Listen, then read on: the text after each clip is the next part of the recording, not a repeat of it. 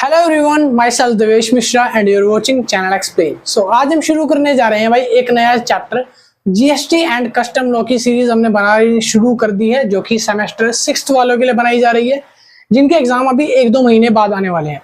तो GST and custom law की series का आज हम करवाने जा रहे हैं चैप्टर नंबर 13 हमारा कंप्लीट। इससे पहले कि मैंने 12 लेक्चर्स यानी 12 चैप्टर्स अपलोड कर दिए हैं। अगर आपने नहीं देखे तो भाई डिस्क्रिप्शन में ना पूरी प्लेलिस्ट का लिंक है, जाके आराम से वॉच करो। और अगर किसी को भी GST and custom law subject के नोट्स परचेज करने हैं, आपको वो 300-400 पेज की बुक नहीं पढ़नी ना, तो भाई आपको नोट्स भी मिल जाएंगे। इंग्लिश मीडियम में नोट्स बना रखे हैं इजी लैंग्वेज में, और पूरा चैप्टर सारे चैप्टर मात्र 60 से 70 पेजेस के अंदर कवर है नोट्स में। अगर आपको किसी को बाय करने हैं तो आप व्हाट्सएप नंबर पे जाके मैसेज कर देना हमें, हमारे व्हाट्सएप नंबर आपको डिस्क्रिप्शन में भी गिवन दिया हुआ है और बोर्ड पर भी मैंने लिख दिया ऊपर, ये रहा। तो इस नंबर पे जाके आप मैसेज कर देना कि सर हमको नोट्स की पीडीएफ परचेज करनी है। जो भी मिनिमम प्राइस होगा, वैसे 130-150 रखा गया है, उसको पे करके आप नोट्स की पीडीएफ को बाय कर सकते हो इजिली। जाओ फटाफट से बाय करो।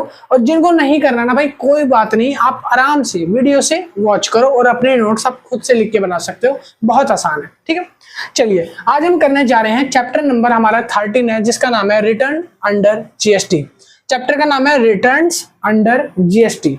आज हम पढ़ेंगे व्हाट इज रिटर्न, रिटर्न क्या होता है, जीएसटी में रिटर्न किसको कहा जाता है, और रिटर्न कितने टाइप्स की होती हैं, और रिटर्न्स को फाइल कौन करता है, उसकी लिमिट क्या है, और उसकी डेट क्या है, ड्यू डेट वगैरह क्या होती है। तो वो सारी चीजें जितना भी जीएसटी अंडर रिटर्न से रिलेटेड है, वो आज के लेक्चर में हम कवर करने वाले हैं।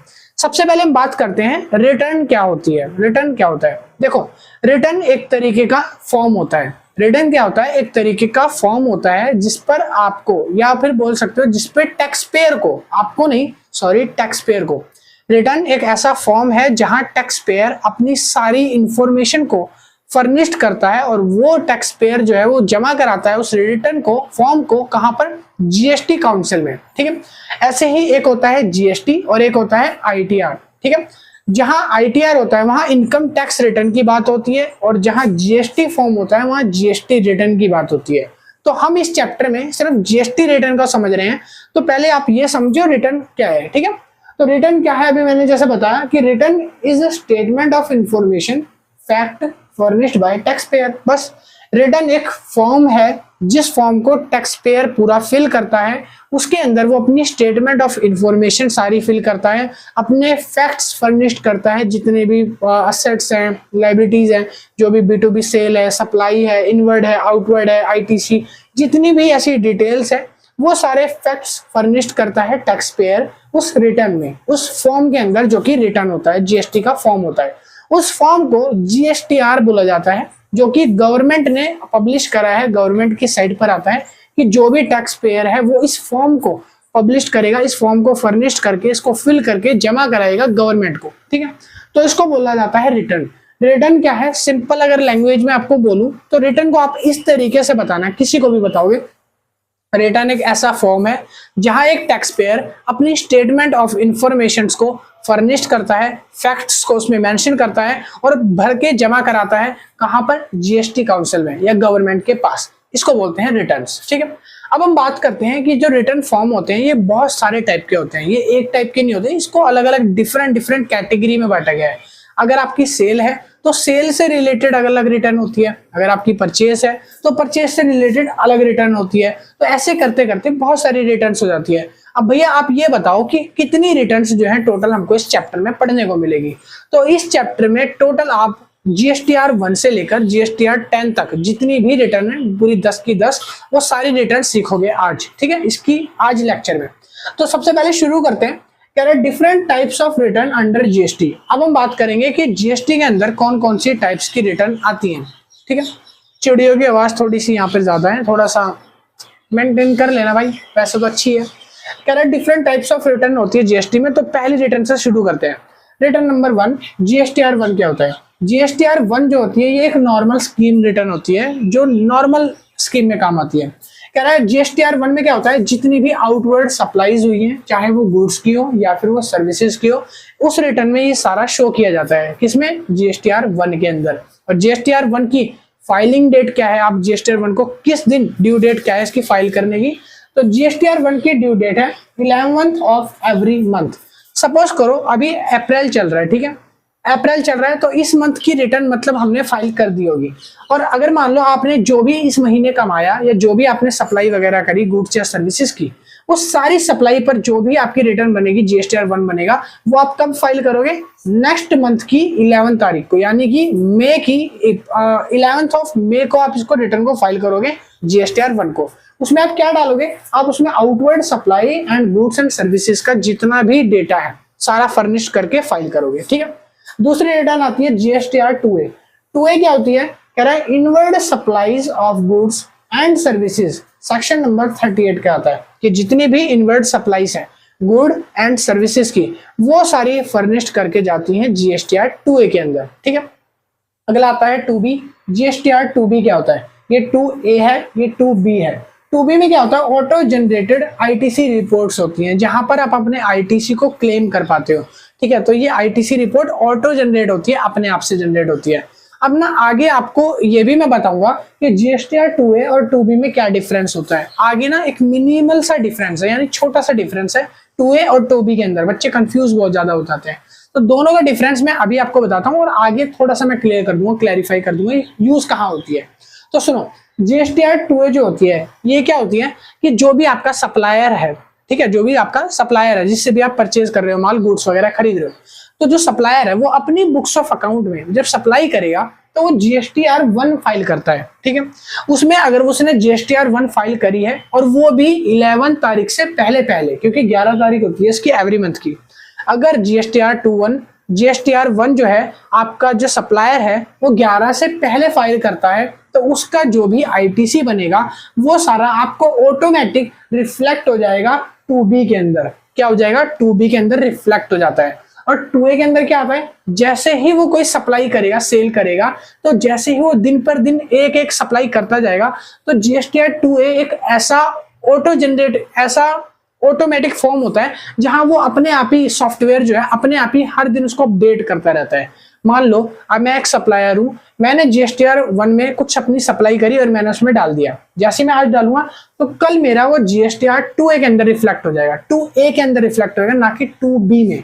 2B के अंदर सिर्फ आपका इनपुट दिखाएगा, इनपुट रिपोर्ट बताएगा कि आपका आईटीसी कौन कौन सी सेल्स पर आपको मिलेगा, ठीक है। तो 2A के अंदर क्या होता है कि इनवर्ड सप्लाईज की या जो गुड्स सर्विस हुई है तो वो सारी रिपोर्ट अपडेट होती रहती है, हर दिन अपडेट होती है, ठीक है। अब देखो इसमें थोड़ा सा डिफरेंस जो बता रहा था वो क्या डिफरेंस है। अगर ये 11 तारीख से पहले पहले R1 फाइल करता है हमारा सप्लायर, तो वो अपडेट हो जाएगा यहाँ 2A में और उसका आईटीसी जो है वो 2B में रिफ्लेक्ट हो जाएगा।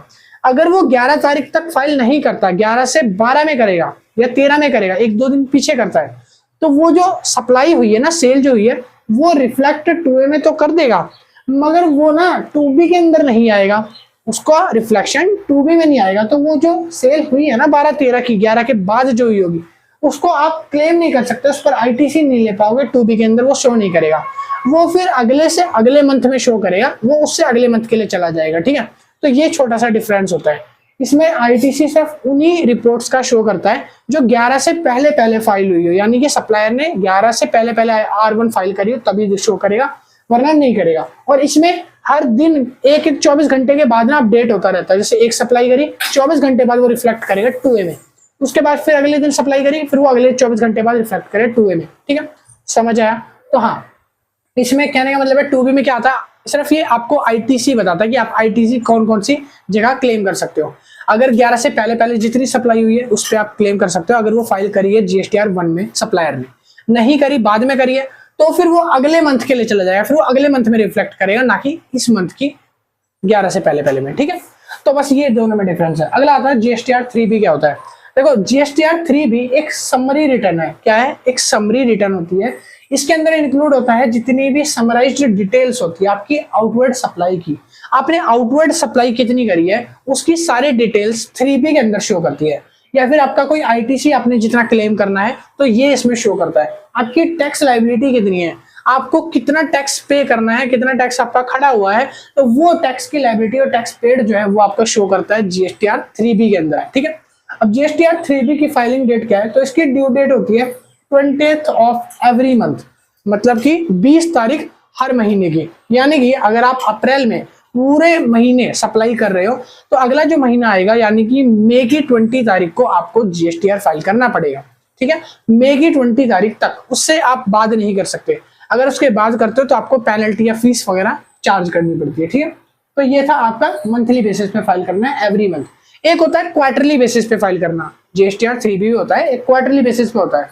वो जो है आईआईएफ में आता है, यानी कि कंपोजिशन स्कीम्स के अंदर आ जाता है। तो उसकी ड्यू डेट जो है वो 24 हो जाती है। जैसे इसकी 20 है तो उसकी 22 से 24 रखी गई है। ठीक है, उसको हम बाद में रिवाइज करेंगे जब आपके बुक में होगा।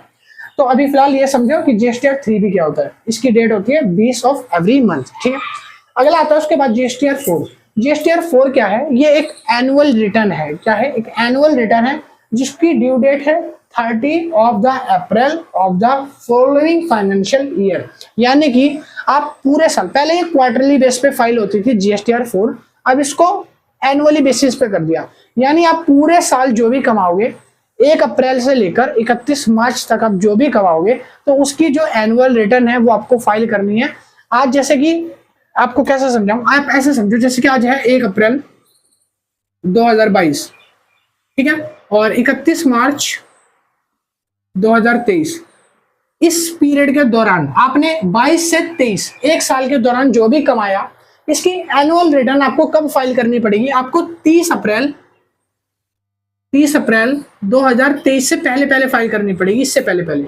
यानी कि 2023 की मार्च को तो आपका पीरियड खत्म हो गया, तो अगला जो दिन आएगा जो 1 अप्रैल आएगा, 1 अप्रैल से लेकर 30 अप्रैल तक के बीच में ये जो 30 दिन दिए हैं, एक्स्ट्रा 30 दिन जो दिए, एक साल के आगे जो 30 दिन मिले हैं, उसमें आपको अपनी रिटर्न, एनुअल रिटर्न को फाइल करना पड़ता है। तो ये है इसकी ड्यू डेट। समझ आया?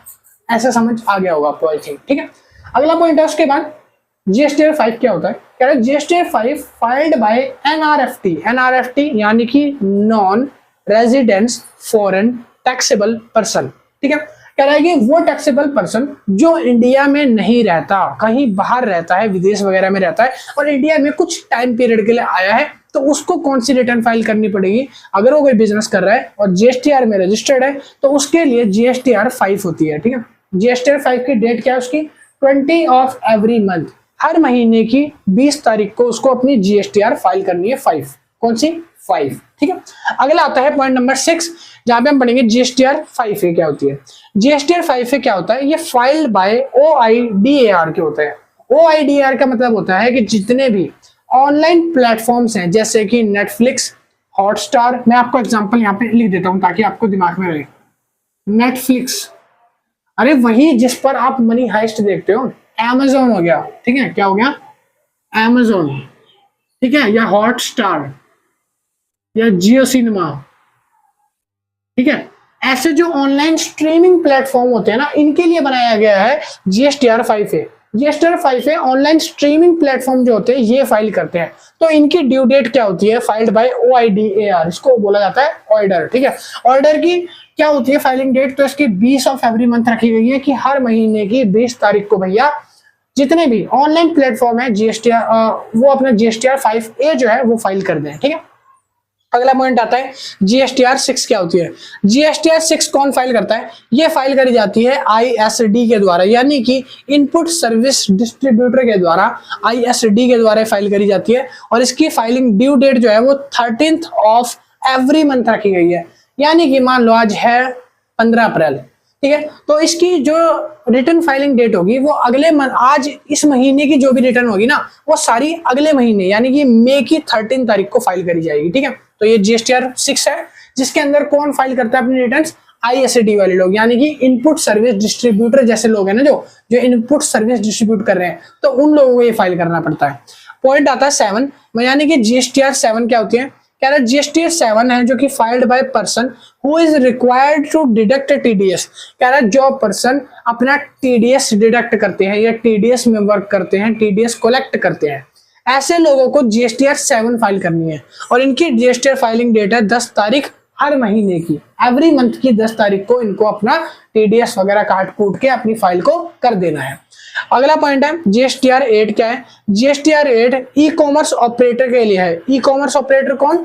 जैसे कि आप मान लो स्विगी, जोमैटो, ठीक है, स्विगी वाले हैं, जोमेटो वाले हैं, जो ऑनलाइन अपनी सर्विसेज प्रोवाइड कर रहे हैं, तो इन लोगों को बोलते हैं ई कॉमर्स ऑपरेटर। तो इन लोगों को अपनी जीएसटीआर 8 के अंदर फाइल करनी होती है। इनकी जीएसटीआर की फाइलिंग डेट है 10th ऑफ एवरी मंथ। क्या बोला है? 10th of every month. और याद रखना, ऑनलाइन प्लेटफॉर्म जैसे कि मैंने स्विगी जोमेटो बताया, बट एक कंडीशन है, कह रहा है कि जो ई कॉमर्स ऑपरेटर है who are required to collect TCS, जो टीसीएस कलेक्ट कर रहे हो, अगर वो टीसीएस कलेक्ट कर रहा है और जीएसटी में रजिस्टर्ड है, तो आपको अपनी जीएसटीआर रेट फाइल करेगा कितनी तारीख को? 10 तारीख को हर महीने की। अदरवाइज उसको फाइल करने की नीड नहीं है। उसके बाद आता है पॉइंट 9, कह रहा है जीएसटीआर 9 क्या होती है? जीएसटीआर 9 जो है ये एनुअल रिटर्न है, जैसे कि जीएसटीआर 4 था, एनुअल रिटर्न होती है। कह रहा है एनुअल रिटर्न है, इसके अंदर सारी डिटेल्स इंक्लूड होती है आउटवर्ड सप्लाई की। किसकी डिटेल्स? एक तो आउटवर्ड सप्लाई और एक इनवर्ड सप्लाई। जो माल आपने भेजा है बाहर, या जो माल बाहर से आपके पास आया है, इनवर्ड सप्लाई, और जो बाहर गया यानी आउटवर्ड सप्लाई जो है, इसकी सारी डिटेल्स। और लिखा है supply under different tax head, जैसे कि आपका सीजीएसटी है, आपने कोई स्टेट से स्टेट में माल भेजा, आपने स्टेट से लेके सेंट्रल में माल भेजा, आपकी सीजीएसटी लगी है, या स्टेट से दूसरे स्टेट भेजा, आईजीएसटी लगा, यूटी जीएसटी लगा। तो ऐसे जो डिफरेंट टैक्स हेड होते हैं, तो उसके अंदर जो सप्लाई हो रही है, तो वो सारी सप्लाई भी एनुअल रिटर्न में शो करेगा। उसके साथ साथ आपका जो आईटीसी क्लेम है, कोई भी टैक्स लाइबिलिटी है, या आपने कोई भी टैक्स पे करा है या कोई भी टैक्स पे करना है, तो वो सारी लाइबिलिटी जो है शो करेगा एनुअल रिटर्न के अंदर। और क्या लिखा है? कह रहा है ये एक कंसोलिडेटेड जो है मंथली रिटर्न होती है और एक क्वार्टरली रिटर्न होती है। ये क्या है? एक कंसोलिडेटेड रिटर्न होती है। ये मंथली बेसिस पे भी होती है और क्वार्टरली बेसिस पे भी होती है। यानी कि अगर आप जैसा सुटेबल समझो, जैसा आप बना रहे हो, अगर आप मंथली बना रहे हो, हर महीने की आप sales, purchase, ITC, return, tax वगैरह जोड़कर जो भी बना रहे हो, मंथली अगर हिसाब किताब करते हो, तो मंथली आपकी रिटर्न ही जाएगी। अगर आप क्वार्टरली बेस पर करते हो, तो आपकी क्वार्टरली भी जाएगी। तो ये मंथली और क्वार्टरली दोनों की यहाँ पे लिखा है कंसोलिडेशन रिपोर्ट होती है। ठीक है, अगला लिखा है इसके अंदर और क्या क्या चीजें शामिल है। इसमें जीएसटीआर 1 का, जीएसटीआर 2A का और जीएसटीआर 3B का, तीनों का डेटा जो है, तीनों के फैक्ट्स फर्निश किए जाते हैं। ठीक है, इसकी रिटर्न की फाइलिंग डेट क्या है, ड्यू डेट क्या है? तो इसकी डेट रखी गई है 31 December of the year following the relevant financial year. कह रहा है 31 दिसंबर रखी गई है, जो कि आपका रेलेवेंट ईयर होना चाहिए। ठीक है, उसकी। अगला जाता है जीएसटीआर 10 क्या होती है। जीएसटीआर 10 जो है अपनी लास्ट जीएसटीआर है। कह रहा है जीएसटीआर 10 जो है वो फाइनल रिटर्न होती है, जो कि फाइल करी जाती है टैक्सेबल पर्सन के द्वारा। जो टैक्सेबल पर्सन है उसके द्वारा जीएसटीआर रिटर्न फाइल करी जाती है, फाइनल रिटर्न बोली जाती है। कह रहा है कि whose registration has been cancelled और सरेंडर। जीएसटीआर 10 उनको फाइल करना है जिसका बिजनेस, जो रजिस्ट्रेशन अपना कैंसिल कराना चाहता हो, या तो उसका रजिस्ट्रेशन कैंसिल हो, या तो वो सरेंडर हो गया हो जीएसटी से, तो उसके लिए आपको जीएसटीआर 10 फाइल करना पड़ता है। और जीएसटीआर 10 फाइल करने की डेट क्या रखी गई है? 3 month from the date of cancellation. Cancellation जिस दिन आप कराना के मन में सोच रहे हो, उससे 3 मंथ के अंदर अंदर, जिस दिन आपने सोचा वो दिन, और जिस दिन आप कराना चाह रहे हो उस दिन, 3 महीने के अंदर अंदर, जिस दिन आपने सोचा है ना कि आज मैं कैंसिलेशन ले लूंगा, मेरे को कैंसिलेशन चाहिए, तो 3 महीने के अंदर अंदर आपको वो कैंसिलेशन करा लेना है। या तो वो, या तो दूसरा क्या है कि जिस दिन आपको ऑर्डर आएगा, क्या लिखा? ऑर्डर। और ऑर्डर जब गवर्नमेंट की तरफ से, जीएसटी काउंसिल की तरफ से, ठीक है, आपको ऑर्डर आ जाए कि आप अपना सरेंडर करा सकते हो, भाई आप अपनी रिटर्न वगैरह फाइल करके कैंसिल करा लो, सरेंडर करा लो, तो जिस दिन ऑर्डर आ जाए, या जिस दिन आपका मन कर गया, या फिर जिस दिन आपका डेट कैंसिलेशन की शुरू हुई है, उससे 3 महीने, जो भी दोनों में से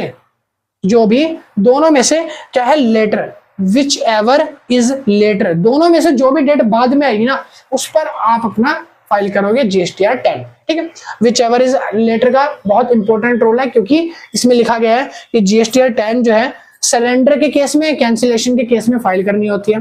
फाइलिंग डेट आपको बता दी है कि कैंसिलेशन का जिस दिन है उससे 3 महीने तक का आपको टाइम मिलेगा, या तो वो, या तो गवर्नमेंट की तरफ से ऑर्डर आने का वेट करो। दोनों में से जो बाद में प्रोसेस होगा, उस बाद में प्रोसेस जो होगा उस पर आपको फाइल कर देना है, और जीएसटीआर 10 हो गया खत्म। ठीक है, तो ये थे डिफरेंट हेड्स कि आपके जीएसटीआर 1 से लेकर 10 तक होती है। मैंने आपको सारा समझा दिया।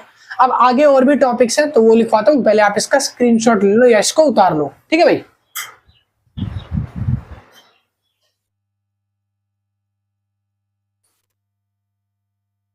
भाई अगला पॉइंट शुरू करते हैं फिर। जैसे कि अभी मैंने आपको पढ़ाया था, अभी हमने सिर्फ सीखा कि जीएसटीआर 1 से लेके जीएसटीआर 10 तक कौन कौन सी जीएसटी फाइल करनी पड़ती है और उनकी ड्यू डेट्स क्या है। आगे अब हम पढ़ने जा रहे हैं अगला पॉइंट, जिसके अंदर हम पढ़ेंगे कि जो जीएसटीआर 1 है, जो फर्निश करनी पड़ती है डिटेल्स आउटवर्ड सप्लाई की, आउटवर्ड सप्लाई की डिटेल्स किस में फर्निश करनी पड़ती है, कौन सा जीएसटीआर है इसमें, तो इसका जीएसटीआर नंबर 1 है। इसमें जो भी डिटेल फर्निश्ड करनी पड़ती है, ये जो फैक्ट शो करने पड़ते हैं, तो वो फैक्ट किन किन लोगों को शो नहीं करने पड़ते, हाँ नहीं शो करने पड़ते या नहीं बनानी पड़ती, हम उसके बारे में यहाँ पे पढ़ेंगे। यहाँ पे लिखा मैंने furnishing details of outward supply who is required to furnish, किसको रिक्वायर्ड है मतलब किसको जरूरत है और किसको फर्निश करना पड़ेगा और किसको ये डिटेल्स नहीं बनानी, सप्लाई वगैरह की डिटेल्स नहीं देनी जीएसटीआर 1 में। तो यहाँ पे मैंने लिखा है every person who is registered और कैजुअल टैक्सेबल पर्सन, यहाँ पे लिखा है कैजुअल रजिस्ट्रेशन पर्सन, कह रहा है कि कोई भी पर्सन जो कि रजिस्टर्ड होना चाहिए जीएसटी के अंदर, वो कोई भी कैजुअल, कोई भी नॉर्मल पर्सन जो जीएसटी में रजिस्टर्ड है वो, और दूसरा क्या कह रहा है कि कैजुअल रजिस्ट्रेशन पर्सन जो है वो, इन दोनों को बनानी पड़ेगी अपनी जीएसटीआर 1 और इन दोनों को फाइल करनी पड़ेगी जीएसटीआर 1। इसमें इनको अपना आउटवर्ड सप्लाई शो करना पड़ेगा। बट एक्सेप्ट द फॉलोइंग, मैंने नीचे कुछ नाम लिखे हैं उनको छोड़कर, अब नीचे जो कुछ ऐसे लोग हैं जिनको जीएसटीआर 1 जो है नहीं बनानी पड़ेगी। पहला कौन सा आदमी है भाई, पहला आता है आईएसडी यानी कि इनपुट सर्विस डिस्ट्रीब्यूटर। अभी मैंने आपको पीछे पढ़ाया था, इनपुट सर्विस डिस्ट्रीब्यूटर जो पर्सन है जो जीएसटीआर में रजिस्टर्ड है, तो भाई इन लोगों को जीएसटीआर 1 बनाने की जरूरत नहीं पड़ती, क्योंकि जीएसटीआर 1 जो है वो किसके लिए था, वो सिर्फ जो आउटवर्ड सप्लाई कर रहे हैं। और आईएसडी मैंने आपको पढ़ाया ही था, इनको कौन सी जीएसटी फाइल करनी पड़ती है, जो 6-7 आपको पढ़ाई थी वहां पे एक बार चेक कर लेना, क्योंकि इनको 1 नहीं करनी पड़ती, 6-7 के राउंड करनी पड़ती है। ठीक है, अगला लिखा उसके बाद एनआरटीपी यानी कि नॉन रेजिडेंशियल टैक्सेबल पर्सन, जो इंडिया में नहीं रहते, ऐसे जो लोग हैं जो इंडिया में नहीं रहते, तो इनके लिए मैंने आपको पीछे पढ़ाया था कि इनको जीएसटीआर 5 फाइल करनी पड़ती है 20 तारीख हर महीने की, तो जीएसटीआर 5 इनको फाइल करनी पड़ती है, ना कि जीएसटीआर 1। ठीक है, अगला लिखा उसके बाद person paying tax under composition scheme, जो भी लोग कंपोजिशन स्कीम्स के अंदर टैक्स पे करते हैं यानी कि स्मॉल टैक्स पेयर हैं, छोटे छोटे खर्चे करते हैं ना, तो इन लोगों को भी जीएसटीआर 1 फाइल नहीं करना पड़ता। अगला पॉइंट है person deduct tax at source, अगर कोई भी पर्सन है जो टैक्स डिडक्ट कर रहा है एट सोर्स से, तो यहाँ पर उनको भी जीएसटीआर फाइल नहीं करना, क्योंकि हमने जीएसटीआर 7 या 8 में दोनों में से एक में देख लेना, हमने पढ़ा था कि जीएसटीआर 7 और 8 में लिखा था कि जो भी टैक्सेबल पर्सन है जो टैक्स डिडक्ट करते हैं तो इनको जीएसटीआर 1 नहीं भरनी होती। ठीक है, उसके बाद लिखा person tax collect at source, जो भी पर्सन टीसीएस कलेक्ट करते हैं, मैंने टीसीएस भी पढ़ाया था 8 में, देख लेना एक बार पीछे जाके, तो वहां पर मैंने बताया था कि उनको जीएसटीआर 8 के अप्रोक्स भरनी पड़ती है और 1 इनके लिए नहीं होती। ठीक है, अगला आता है सप्लायर ऑफ ऑनलाइन इंफॉर्मेशन और डेटाबेस, जैसे कि कोई भी ऑनलाइन स्ट्रीमिंग प्लेटफॉर्म हो गया, जीएसटीआर 5A में भरनी पड़ती है इनको जीएसटीआर, कौन सी फाइल करते हैं जीएसटीआर 5A, जैसे नेटफ्लिक्स हो गया और भी ऑनलाइन स्ट्रीमिंग प्लेटफॉर्म, हॉटस्टार, जियो सिनेमा, ऐसे जो एप्स है एप्लीकेशन है, तो इनको जीएसटीआर 5A भरनी पड़ती है, ना कि जीएसटीआर 1। ठीक है, तो ये वो लोग हैं जिनको जीएसटीआर 1 नहीं भरनी पड़ती। भैया किनको भरनी पड़ती है ये तो बताओ, तो भाई शुरू में तो बताया था, चुन्नू मुन्नू ध्यान नहीं देते। सुनो, every person who is registered, कोई भी पर्सन जो रजिस्टर्ड होगा उसको भरनी है, कोई भी, बस वो इनमें से नहीं होना चाहिए। और दूसरा कैजुअल टैक्सेबल पर्सन जो होगा वो भी जीएसटीआर 1 को फाइल करेगा। ठीक है, चलिए भाई आगे हम पढ़ने वाले हैं outward supply are furnished electronically in form of GSTR 1। कह रहा है जो आउटवर्ड सप्लाई होती है ना, अभी जिसकी बात कर रहे हैं, अरे यही जो है बुद्धू, समझते क्यों नहीं हो। सुनो क्या बोल रहा हूं मैं, कि जितनी भी आउटवर्ड सप्लाई होगी ना जो फर्निश्ड होगी, इसको कौन से फॉर्म में फाइल किया जाएगा, जीएसटीआर 1 के अंदर। और लिखा है इसको ये मंथली और क्वार्टरली दोनों बेसिस पर फाइल करी जाती है। अगर मंथली है तो मंथली करोगे, अगर आपका क्वार्टरली बेसिस है, कॉम्पोजिशन स्कीम वगैरह है, तो आप कॉम्पोजिशन स्कीम वगैरह के अकॉर्डिंग क्वार्टरली बेसिस पर फाइल करोगे। ठीक है, और ये कॉमन पोर्टल के हिसाब से फाइल करी जाती है, सबका एक कॉमन पोर्टल है। ठीक है, सबका एक ही कॉमन पोर्टल है, gst.gov.nic.in। ठीक है, जो भी है gst.gov.nic.in, उस पर जाके एक बार चेक कर लेना, उसमें मिल जाएगा। ठीक है, अगला लिखा उसके बाद नील जीएसटीआर 1 फाइल करी जाती है किसके द्वारा, बाय एसएमएस के द्वारा, जो भी रजिस्ट्रेशन वाला आपका टैक्सेबल पर्सन होगा उसी के फोन से फाइल होगी ये। तो क्या लिखा है कि जो भी आपका टैक्स पेयर है उसके मोबाइल नंबर से अगर वो रजिस्टर्ड है तो आप उसके जीएसटीआर को एसएमएस के थ्रू मोबाइल से ही चुटकियों में नील रेट को फाइल कर सकते हो, यानी नील जीएसटीआर 1 को फाइल कर सकते हो। ठीक है, कह रहा है कि नील की कोई एंट्री होती है भैया, एक बच्चा पूछ रहा है नील की कोई एंट्री होती है, तो भाई नहीं, नील जीएसटीआर 1 की कोई भी जर्नल एंट्री नहीं होती। ठीक है, अगले लिखा है उसके बाद कि due date of submission GSTR 1 की सबमिशन डेट क्या है? अरे बताया तो था बुद्धू, समझते क्यों नहीं हो? अभी तो बताया था जीएसटीआर 1 की जो फाइलिंग डेट है वो क्या होती है? वो होती है 11 तारीख, बट अगर कोई स्टेचुअरी कोई भी प्रोविजन है तो उसके लिए 10 तारीख होती है हर महीने की। तो यहाँ पे मैंने लिख दिया है, कोई बात नहीं, अगर आपको याद नहीं है ना तो भाई इधर देख लो, इधर से हो जाएगा। देखो लिखा है 10th ऑफ एवरी मंथ, हर महीने की 10 तारीख पकड़ लो, हर महीने की 10 तारीख को जीएसटीआर 1 फाइल करनी है। कब? जब स्टेचुअरी प्रोविजन होगा तब। प्रोविजंस के केस में अगर आप नॉर्मल स्कीम में आते हो यानी नॉर्मल टैक्स पेयर हो तब आपको 11 तारीख मिलेगी। लो जी, एक दिन का और रिलैक्सेशन, मजे लो। ठीक है, आगे लिखा उसके बाद amendment in the period submitted GSTR 1 section 37 और सब सेक्शन 3 कह रहा है कि अगर जीएसटीआर में कोई गलती हो जाती है तो हम उसको अमेंड कर सकते हैं, हम उसको कोई ठीक ठाक कर सकते हैं। तो भाई हाँ, आप बिल्कुल ठीक ठाक कर सकते हो अगर कोई गलती हो जाती है। कैसे? देखो लिखा है जीएसटीआर 1 जो होती है वो किसके लिए होती है? सप्लाई के लिए होती है। सप्लाई के केस में कौन सा क्रेडिट नोट इशू किया जाता है, डेबिट नोट इशू किया जाता है? भैया क्रेडिट नोट इशू किया जाता है ना, ये तो सबको पता है, अकाउंटिंग तो कर रहे हो। तो सुनो, अकाउंटिंग में आपने पढ़ा था कि जब आपसे कोई भी सप्लाई होगी और सप्लाई अगर मान लो कोई भी डिफॉल्टर है, सामने वाले को आपकी सप्लाई नहीं पसंद आई, वो आपको रिटर्न कर रहा है, आप उसको क्रेडिट नोट इशू करते हो, यही करते हो ना। इसीलिए बोला यहाँ पे कि scope of amendment correction entries, अगर आपकी कोई एंट्रीज में करेक्शन करनी है, आपकी कोई गलती आ गई छोटी मोटी, तो आप क्रेडिट नोट इशू कर उसको ठीक कर सकते हो। क्रेडिट नोट इसीलिए इशू करे जाते हैं। ठीक है, दूसरा क्या कह रहा है? रेक्टिफिकेशन ऑफ एरर, अगर कोई भी छोटी मोटी रेक्टिफिकेशन ऑफ एरर हो गई है तो जैसे ही टैक्स पीरियड आपका पूरा होता है, जब भी आपका टैक्स लायबिलिटी बनती है, आप उस टाइम पर आराम से करेक्शन कर सकते हो। तीसरा कह रहा है और कोई मेथड है इसको करेक्ट करने का अमेंडमेंट को? तो हमने बोला हाँ, एक मेथड और है। तो यहाँ पर देखो लिखा है टाइम लिमिट फॉर रेक्टिफिकेशन, एक रेक्टिफिकेशन के लिए टाइम लिमिट बना दिया। टाइम लिमिट बना दिया, मैं टाइम लिमिट आपको समझाता हूँ। देखो भाई, टाइम लिमिट है कि जब भी आपकी एनुअल रिटर्न बनेगी, क्या बोला मैंने?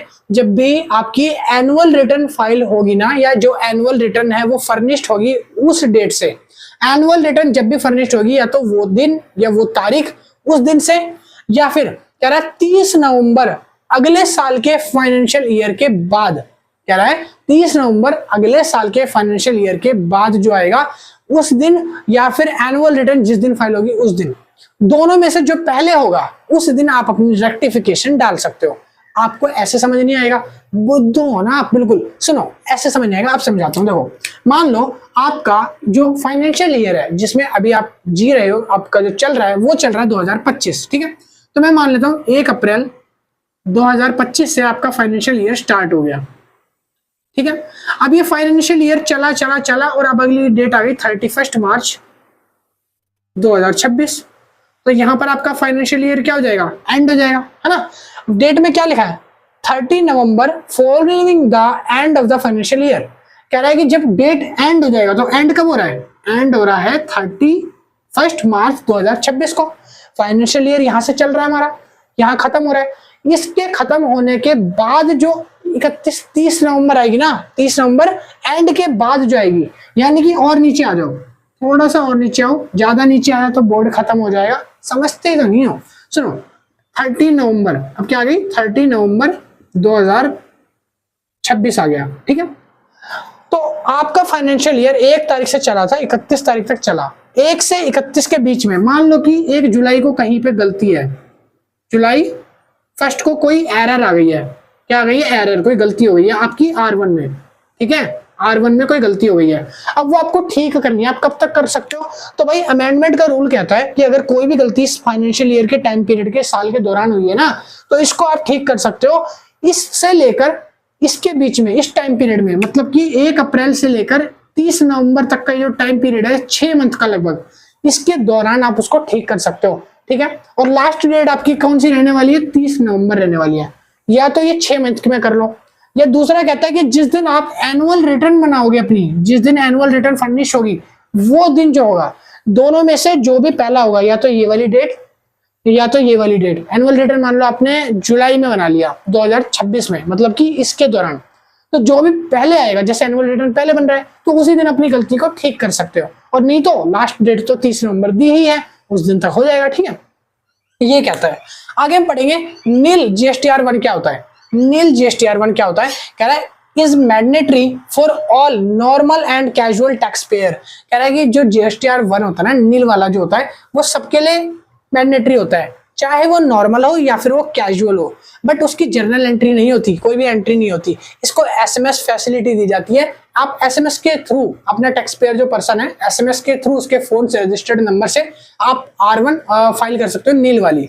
इसकी टाइमिंग क्या है, आप हर मंथ की 1 तारीख ले लो, सारे मंथ की आप 1 तारीख को इसको आराम से फाइल कर सकते हो, कोई दिक्कत नहीं आती। 1 मई को कर लो, 1 जुलाई को कर लो, 1 जून को कर लो, कोई दिक्कत नहीं है। ठीक है, अगला पॉइंट आता है QRMP। भाई बहुत इंपॉर्टेंट टॉपिक है, पेपर में बहुत बार पूछ लेता है QRMP। QRMP स्कीम क्या है, कहता है quarterly return monthly payment. QRMP scheme क्या है, कह रहा है कि आपको रिटर्न जो है वो क्वार्टरली भरनी है, यानी कि आपको जो रिटर्न है वो 3-3 महीने में भरनी है, यानी कि अप्रैल से लेके 3 महीने जोड़ो, अप्रैल के बाद अप्रैल, मई, जून, फिर अगला जुलाई लग जाएगा। ठीक है, तो 1 जुलाई से पहले पहले यानी कि 30 जून तक ऐसे क्वार्टर हो गया। ये क्या हो गया, 1 क्वार्टर, पहला क्वार्टर। ठीक है, कह रहा है कि आपको जो अपनी रिटर्न है ना वो इस क्वार्टरली के दौरान बनानी है, यानी कि 3 महीने की रिटर्न एक बार में बनाओगे। बट पेमेंट कैसे होगी, पेमेंट होगी मंथली। ये क्या लोचा हो गया भैया, अरे ये क्या बकवास कर रहे हो, आप क्वार्टरली रिटर्न बनवा रहे हो और मंथली पेमेंट देंगे। हाँ भाई ऐसे ही कह रहा है।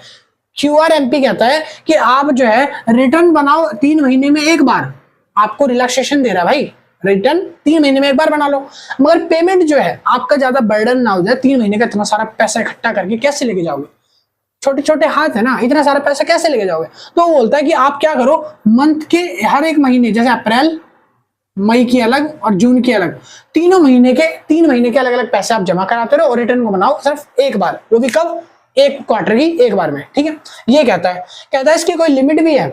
हाँ, क्वार्टरली स्कीम की लिमिट भी है। कह रहा है ये क्वार्टरली स्कीम की लिमिट में वो लोग आएंगे जो 5 करोड़ से कम के टर्नओवर में आते हैं, यानी कि जिसका एनुअल टर्नओवर जो है, एनुअल क्या वो लिखा है यहाँ पे, लिख देता हूं एनुअल टर्नओवर जो है 5 करोड़ से कम अगर है आपका, अप टू लिखा है मैंने, अप टू, यानी कि 5 करोड़ से कम, ऊपर होना चाहिए, जैसे 4, 3, 2, तो फिर आप क्वार्टरली स्कीम को अडॉप्ट कर सकते हो, ऑप्ट कर सकते हो इस वाली स्कीम को। ठीक है, जिस बिजनेस का 5 करोड़ से कम का टर्नओवर होगा। अगला लिखा है no required to make return every month. इसमें आपको हर महीने के महीने रिटर्न बनाने की भी जरूरत नहीं है। और लीजिए, और क्या चाहिए आपको, और बताओ। तीसरा पॉइंट कहता है कि बट अगर आपका रिटर्न, आपका टर्नओवर जो है जिस दिन 5 करोड़ से आगे टच कर गया, यानी कि मान लो अप्रैल से चल रहा है आपका मार्च तक, यानी कि आपका जुलाई आ गया, मान लो जुलाई में आपकी करोड़ जो सेल है वो 5 करोड़ और 100 रुपए बढ़ गई, 5 करोड़ से 100 रुपए ज्यादा हो गई। 100 रुपए जैसी ज्यादा होगी तब आप नॉर्मल टैक्स पेयर स्कीम में आ जाओगे, अपने आप ही गवर्नमेंट उसको नॉर्मल में डाल देगी, और जैसे नॉर्मल में आए तब आपको महीने महीने रिटर्न देनी पड़ेगी। महीने महीने रिटर्न बनाओ और महीने महीने के पैसे भरो, तब ऐसा हो जाएगा आपके साथ।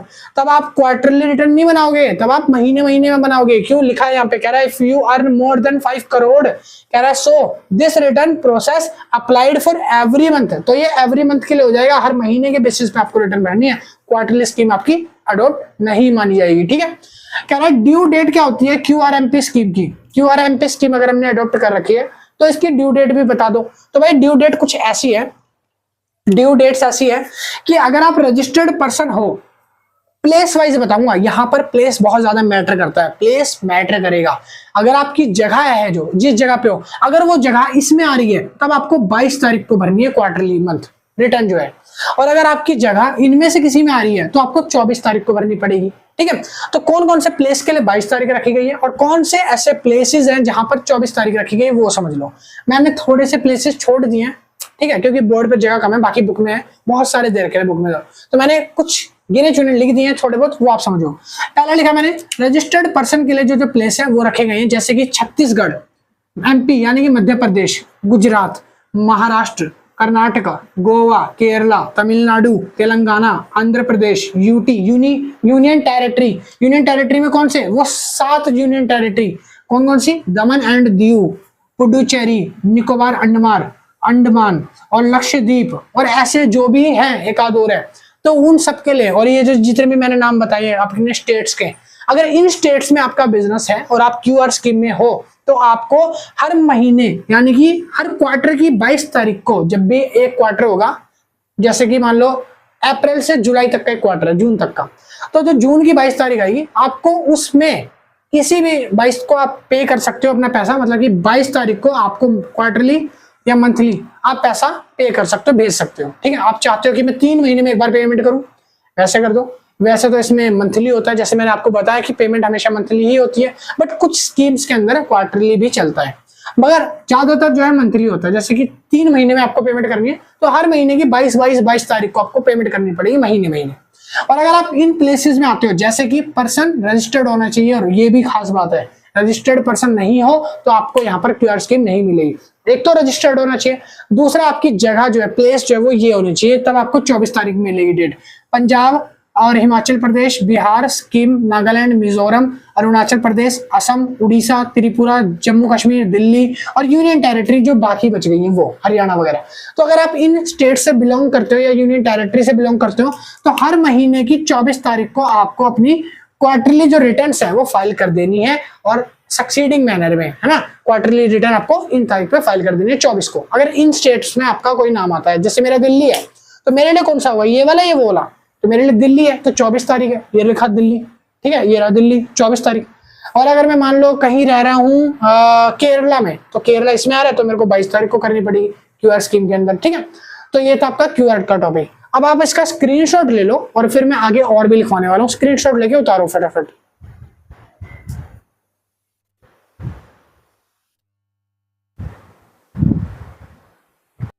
तो नेक्स्ट पॉइंट जो है आपकी बुक में दिया हुआ है, वो है furnishing of return under section 39। इस सेक्शन 39 से पहले ना बुक के अंदर एक छोटा सा टॉपिक और दिया हुआ है, जिसके अंदर 2A और 2B में डिफरेंस समझाया गया है कि 2A किसे कहते हैं और 2B में किसे कहते हैं। और वो मैं ऑलरेडी सबसे पहले ही जब मैंने रिटर्न्स आपको पढ़ाई थी सारी, वहां मैं बता चुका हूँ। तो बस वही चीज उन्होंने दोबारा लिखी, तो मैंने यहाँ पे नहीं मेंशन करी। ठीक है, तो वो अगर आपको दोबारा से पढ़नी है तो आप वीडियो को थोड़ा सा पीछे जाके स्टार्टिंग में वहां से कर लेना। और अगला पॉइंट है उसके बाद furnishing of return under section 39। देखो 39 के अंदर जो सेक्शंस लिखा गया है ये कोई ज्यादा अलग सा नहीं है, ये भी वही टॉपिक है जो मैं पहले पढ़ा चुका हूँ। यानी कि GSTR 3B जो मैंने पढ़ाई थी ना, 3B के अंदर जितनी भी सारी टैक्स समरी आती है, डिटेल्स आती है, वही सारी चीज दोबारा यहाँ पे मेंशन कर दी है। कह रहा है कि ये एक इलेक्ट्रॉनिकली फॉर्म होता है, जिसको एक सॉफ्टवेयर पे यानी कि साइट पर जाकर फॉर्म को फिल करना पड़ता है। और कह रहा है कि यहाँ पर जितने भी इनवर्ड और आउटवर्ड सप्लाई होती है ना गुड्स और सर्विसेज की, वो सारी की सारी यहाँ पर शो करता है। इसके अंदर आप ये देख सकते हो कि आपका ITC कितना अवेल हो रहा है, और साथ ही साथ यहाँ पे लिखा है कि ये जो फॉर्म है इसको बोलते हैं GSTR 3B, जो मैंने आपको बताया था। और इसकी रिटर्न फाइलिंग डेट भी बताई थी कि रिटर्न फाइलिंग डेट जो है उसकी 20 होती है, हर मंथ की 20 तारीख, हर अगले मंथ की 20 तारीख को इसकी रिटर्न जो है वो फाइलिंग डेट होती है। ठीक है, और इसकी 24 तारीख भी होती है, वो जब होती है जब आप कॉम्पोजिशन वगैरह कुछ अलग स्कीम्स में आते हो तब। बट अभी नॉर्मल टैक्स पेयर का केस पढ़ रहे हैं, तो इसमें जो है रिटर्न फाइलिंग डेट जो है इसमें 20 तारीख रखी गई है। अगला पॉइंट है उसके बाद अदर रिटर्न्स। अदर रिटर्न्स का एक टॉपिक है आपकी बुक में छोटा सा, उसमें कुछ अलग रिटर्न्स बताई नहीं है, सेम रिटर्न्स वही बताइए जो मैंने पहले बताई थी। पहली रिटर्न आती है यहाँ पर एनुअल रिटर्न। क्या है, कह रहा है कि all tax payer filing return under GST। कह रहा है कि जितने भी GST रिटर्न्स फाइल करते हैं टैक्स पेयर, जैसे कि GSTR 1, 2 और 3, उन सबका कमर्स मतलब कि कंसोलिडेटेड जो डेटा है वो सारा का सारा ऑटोमेटिक GSTR किसमें 9 में आ जाता है, तो उसी को बोलते हैं एनुअल रिटर्न। एनुअल रिटर्न यानी GSTR 9 जिसको बोलते हैं। ठीक है, कह रहा है following person are not required to file annual return. कौन कौन से पर्सन अब एलिजिबल नहीं है GSTR 9 को बनाने के लिए, यानी कि एनुअल रिटर्न को बनाने के लिए कौन कौन से लोगों को एलिजिबल नहीं माना जाता। पहला आता है उसमें कैजुअल टैक्सेबल पर्सन, क्योंकि कैजुअल टैक्सेबल पर्सन जो होता है वो दूसरी रिटर्न फाइल करता है, ना कि R9, ठीक है। दूसरा आता है NRTP यानी कि नॉन रेजिडेंस टैक्सेबल पर्सन, जो कि फॉरेन से है, तो वो R5 फाइल करता है, GSTR 5 फाइल करता है, ना कि 9। उसके बाद तीसरा आता है ISD इनपुट सर्विस डिस्ट्रीब्यूटर, मैंने इनके लिए भी बताया था, इसके लिए 6-7 बताई थी, ठीक है। और अगला उसके बाद पर्सन डिडक्ट और कलेक्ट टैक्स अंडर सेक्शन 51-52, कह रहा है कि ऐसा पर्सन जो सेक्शन नंबर 51 और 52 के तहत कोई भी टैक्स कलेक्ट कर रहा है या टैक्स को डिडक्ट कर रहा है कहीं सोर्स से, तो वो जो आदमी है वो भी टैक्स यहाँ पर GSTR फाइल नहीं करेगा 9 के तहत, ठीक है। अगला पॉइंट है उसके बाद कह रहा है इसकी ड्यू डेट की बात करी गई है, सॉरी मधुमक्खी आ गई भाई, चलिए सुनो। कह रहा है कि उसके बाद अगला पॉइंट है ड्यू डेट। हम ड्यू डेट पढ़ेंगे कि एनुअल रिटर्न की ड्यू डेट क्या होती है। तो एनुअल रिटर्न की ड्यू डेट जो है वो 31 दिसंबर होती है अगले फाइनेंशियल ईयर से, ठीक है। लिखा उसके बाद person under composition schemes filing return form GSTR 9A, GSTR 9A, 9B, 9C, ये 3 GSTR होती है। 9A उन लोगों के लिए होती है जो कंपोजिशन स्कीम्स में आते हैं, यानी स्मॉल टैक्स पेयर जिनको बोला जाता है उनके लिए। 9B उन लोगों के लिए होती है और 9C उन लोगों के लिए होती है जो एप्लीकेबल होते हैं ECO में या ISD में। कौन कौन सी? ECO और ISD। ECO यानी इलेक्ट्रॉनिक कॉमर्स ऑपरेटर, ISD यानी इनपुट सर्विस डायरेक्टर। तो जो ऐसे लोग होते हैं इनके लिए 9B और 9C फाइल करी जाती है, ठीक है। अगला पॉइंट आता है उसके बाद provisions relating to defaulter in furnishing. कुछ ऐसे डिफॉल्टर लोग होते हैं ना भाई जो अपने टाइम पर टैक्स को फाइल नहीं करते, यानी कि रिटर्न्स वगैरह फाइल नहीं करते, उस केस में क्या पेनल्टी रखी गई है। तो अब हम वो पढ़ेंगे कि डिफॉल्टर्स केस में फर्निशिंग जो लेट होती है उस केस में क्या पेनल्टी रखी गई है रिटर्न फाइलिंग में। तो यहाँ पर लिखा है कि नोटिस टू रिटर्न डिफॉल्टर्स, सबसे पहले कि नोटिस जाता है रिटर्न डिफॉल्टर्स को जो भी इन सेक्शंस में आते हैं। कौन कौन से सेक्शन? सेक्शन नंबर 46 में बताया गया है कि वो इन सेक्शन में आते हैं। Section number 39, section number 44, section number 45 और सेक्शन नंबर 52। 39 जो है नॉर्मल रिटर्न होती है, NR लिखा है नॉर्मल रिटर्न, ठीक है। सेक्शन 44 जो है वो एनुअल रिटर्न होती है, AR लिख दिया मैंने। सेक्शन 45 होती है फाइनेंशियल रिटर्न, यानी कि फाइनल रिटर्न आपकी। फिर सेक्शन 52 होता है जहां पे टैक्स कलेक्ट एट सोर्स होता है, स्टेटमेंट होती है। तो अगर ये लोग जो है डिफॉल्टर की लिस्ट में रखा गया है, अगर ये लोग लेट करते हैं फर्निशिंग करने में रिटर्न्स को, तब इस जगह पे लिखा है कि furnishing returns with in 15 days में अगर नहीं हो पाती, 15 दिन का टाइम दिया है GST काउंसिल ने इन लोगों को, इन सेक्शंस वालों को, कि 15 दिन में अगर आप लोग रिटर्न फाइल करके या फर्निश्ड करके नहीं देते, अदरवाइज आप लोगों के ऊपर जो है इंटरेस्ट और पेनल्टी चार्ज करी जाएगी और आपको यहाँ पर सख्ती बरतनी पड़ेगी, ठीक है। दूसरा आता है कौन सी जो लेट फीस है वो रखी गई है। तो late fee for delay in filing return under section 47। Section number 47 ये बताता है कि अगर 47 सेक्शन के अंदर जो लोग लेट रिटर्न फाइल करते हैं, जैसे कि मान लो किसी महीने की 20 तारीख को रिटर्न फाइल करनी है GSTR 3B और वो फाइल करते टाइम आप 25 तारीख ले आते हो, ठीक है, लेट फाइल कर रहे हो, आपके ऊपर पेनल्टी लगेगी।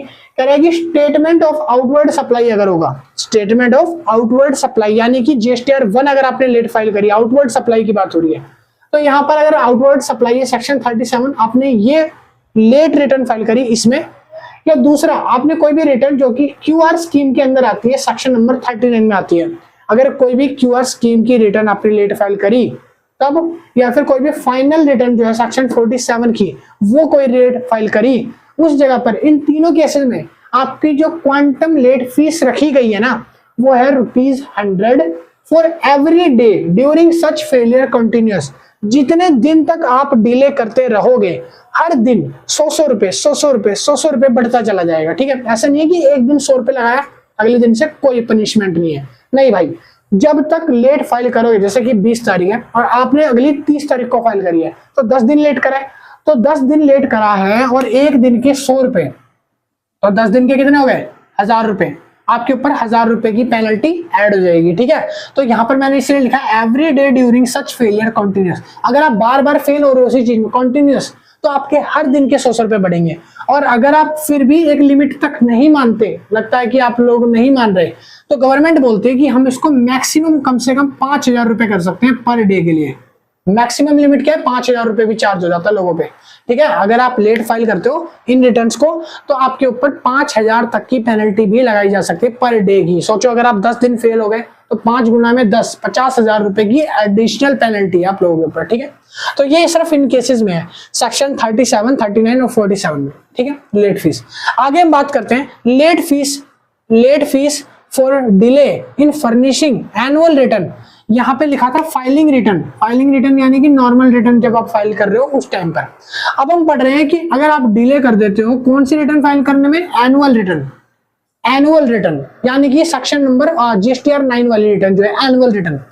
अगर आप एनुअल रिटर्न को लेट फाइल करते हो जो कि सेक्शन नंबर 44 के अंदर आती है, इस जगह पर आपकी पेनल्टी जो है 100 रुपए तक होगी पर डे की, जो कि मिनिमम है। अभी तो 100 रुपए हर दिन का चार्ज किया जाएगा जब तक आप फेल होते रहोगे, हर दिन 100 रुपए ऐड होते रहेंगे एनुअल रिटर्न के केस में। अगर आप कभी भी नहीं मान रहे, अभी आप सुधरे नहीं हो, आप बहुत ज्यादा वो हो, क्या बोलते हैं उसे, बातों से समझता नहीं है जो लातों से समझता है, हाँ वो क्या बोलते हैं कमेंट में बता देना, लातों के भूत जिसको बोलते हैं, ठीक है। तो फिर आपको क्या करना पड़ेगा, तो सरकार बोलेगी अब अगर आप सुधर नहीं रहे ना, आप अभी भी फाइल नहीं कर रहे रिटर्न, तो आपके ऊपर 0.25% का टर्नओवर टैक्स लगा देगी।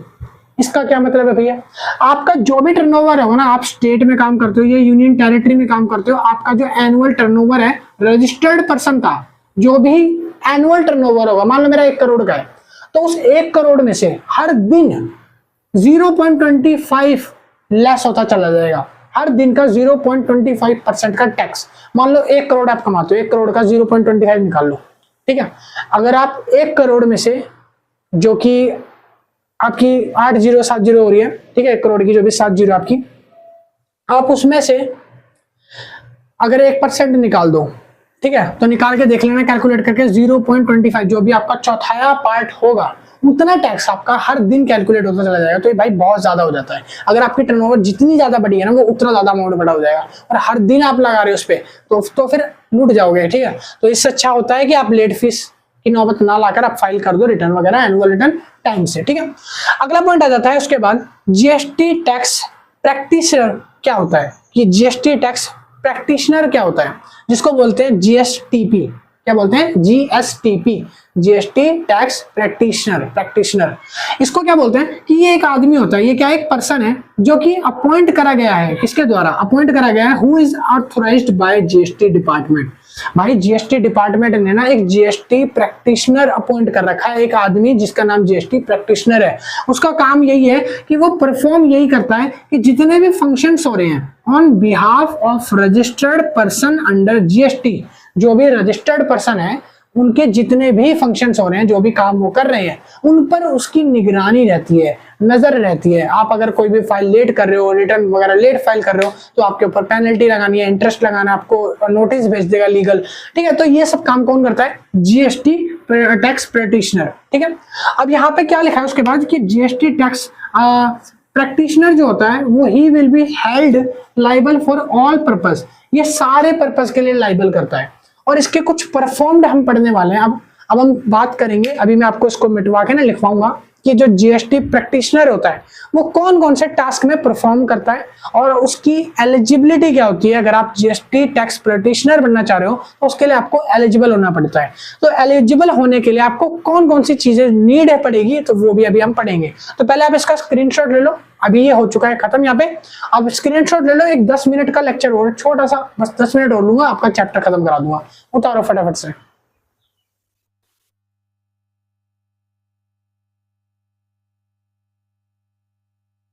अपना लास्ट टॉपिक रह गया। अब अपने कुछ फंक्शंस हैं जो कि जीएसटीपी के द्वारा किए जाते हैं, तो मैं वो सारे फंक्शंस आप लोगों को बताने जा रहा हूँ। पहला फंक्शन आता है functions of performed by GSTP. वो सारे फंक्शंस जो जीएसटीपी के द्वारा होते हैं वो मैंने यहाँ पे लाइन से लिख दिए हैं, ठीक है। और भी फंक्शंस हैं बुक में तो, बट आपके लिए 5-7 बहुत होते हैं, तो मैं वो सारे बता रहा हूँ, इन्हीं को आप एक्सप्लेन कर देना। बाकी तो कह रहा है जीएसटीपी का पहला फंक्शन है file an application for fresh registration. जितने भी रजिस्ट्रेशन होते हैं जीएसटी साइट पर, फ्रेश रजिस्ट्रेशन उनको फाइल करना। दूसरा आता है file an application for amendment और कैंसिलेशन ऑफ रजिस्ट्रेशन, कि जितने भी अमेंडमेंट्स है वो करना और कैंसिलेशन करती है रजिस्ट्रेशन को जीएसटी साइट से। उसके बाद लिखा है furnish detail of inward and outward supply. Inward supply और आउटवर्ड सप्लाई जो होती है, जो सप्लाई जीएसटीआर 1 में आती है और जो सप्लाई जीएसटीआर 3B में आती है, उन दोनों सप्लाई को अच्छे से फर्निश्ड करती है। उसके बाद लिखा है furnished monthly annually final GST returns. जितने भी फाइनल जीएसटी के रिटर्न्स होते हैं, जो भी आप एनुअली रिटर्न फाइल करते हो, मंथली फाइल करते हो, तो फाइनल रिटर्न वगैरह जो होते हैं, एनुअल रिटर्न वगैरह, उन सबको चेक करना, अच्छे से चेक करती है। कह रहा है file A claim for refund. अगर आपको रिफंड चाहिए, कोई भी रिफंड का क्लेम जो होता है उसको फाइल करना इसका काम होता है। फिर लिखा है file appeal to the first appellate authority. कह रहा है कि यहाँ पर वो फाइल कर दी है अपील भी, जो कि फर्स्ट अपीलेट अथॉरिटी के द्वारा होती है। ठीक है, कह रहा है कि appellate tribunal field done by CA, CS या एडवोकेट। कोई भी सीए यानी कि चार्टर्ड अकाउंटेंट, सीएस हो गया कंपनी सेक्रेटरी, या एडवोकेट जो हो गया, इनके द्वारा अगर कोई भी ट्रिब्यूनल जो डन किया गया है उसको वो चेक करती है, देखती है। कह रहा है कि पेमेंट ऑफ टैक्स पेनल्टी या फीस, कोई भी अगर पेमेंट है किसी भी टैक्स पे रिलेटेड है, पेनल्टी है, फीस है किसी की, तो वो सारे फाइल करना और वो सब चेक करने का काम करती है। ठीक है, तो बहुत सारे इससे अलावा भी और भी काम होते हैं जो आपकी बुक में मेंशन है, और बाकी जो इंपॉर्टेंट काम थे जो बताने थे वो मैंने यहाँ पे बता दिए हैं। और अब हम बात करने वाले हैं एलिजिबिलिटी ऑफ जीएसटीपी कि जो प्रैक्टिशनर होता है, प्रैक्टिशनर, उसकी क्या एलिजिबिलिटी होती है। अगर आप चाहते हो कि मुझे भी प्रैक्टिशनर बनना है तो उसके लिए भी एलिजिबिलिटी बनाई गई है, क्राइटेरिया रखा गया है। जैसे आपको ग्रेजुएशन के लिए बोलते हैं ना कि 12th पास होना जरूरी है, इसी तरीके से इसकी भी कुछ क्राइटेरिया है। क्राइटेरिया क्या है, कह रहा है कि the person applying for GSTP should be. अगर कोई पर्सन है जो अप्लाई करना चाहता है प्रैक्टिशनर के लिए, तो उसके पास ये सारी चीजें होना कंपलसरी, मैंडेटरी होता है। पहली चीज कि वो सिटीजन होना चाहिए इंडिया का, भाई ये तो सब होते हैं, इंडिया का सिटीजन होना पहली एलिजिबिलिटी है। दूसरा, पर्सन ऑफ साउंड माइंड, मतलब कि पर्सन का दिमाग बिल्कुल ठीक मस्तिष्क पर होना चाहिए, मतलब कि आप बिल्कुल माइंड से फ्रेश हो, दिमाग बिल्कुल सुचारू रूप से सही ढंग से काम कर रहा है आपका। कह रहा है नॉट एजुकेटेड एज इंसॉल्वेंट, कभी भी उसको दिवालिया घोषित ना करा गया हो, कहीं पर घोटाला घपला ना हुआ हो उसके द्वारा। कह रहा है कि not convicted by component court, कह रहा है कोर्ट के द्वारा कोई भी ऐसी कोई भी वॉयलेंट वाली एक्टिविटी उसने नहीं करी हो जो कि कोर्ट में अक्षमनीय है, मतलब कि जिस पर कोर्ट जो है वो उसको दंड दे सकता है, कोई ऐसी एक्टिविटी उसके द्वारा नहीं करी गई हो।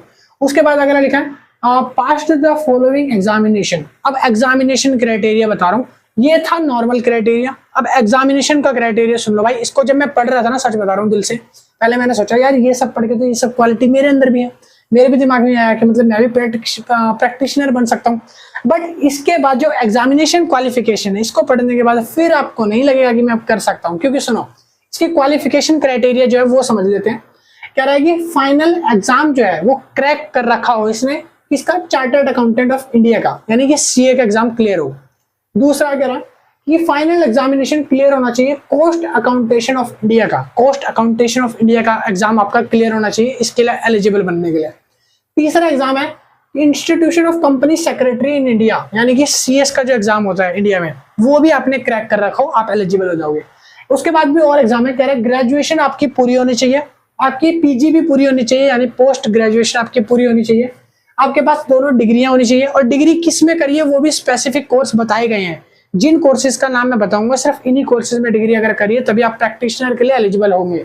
कौन सी डिग्री चाहिए, कह रहा है कि कॉमर्स में आपने डिग्री करी हो, लॉ में करी हो, बैंकिंग में करी हो, इंक्लूडिंग हायर और ऑडिटिंग, आपने हायर ऑडिटिंग, बैंकिंग, लॉ या कॉमर्स की डिग्री अगर आपने ले रखी है तो आप एलिजिबल माने जाओगे।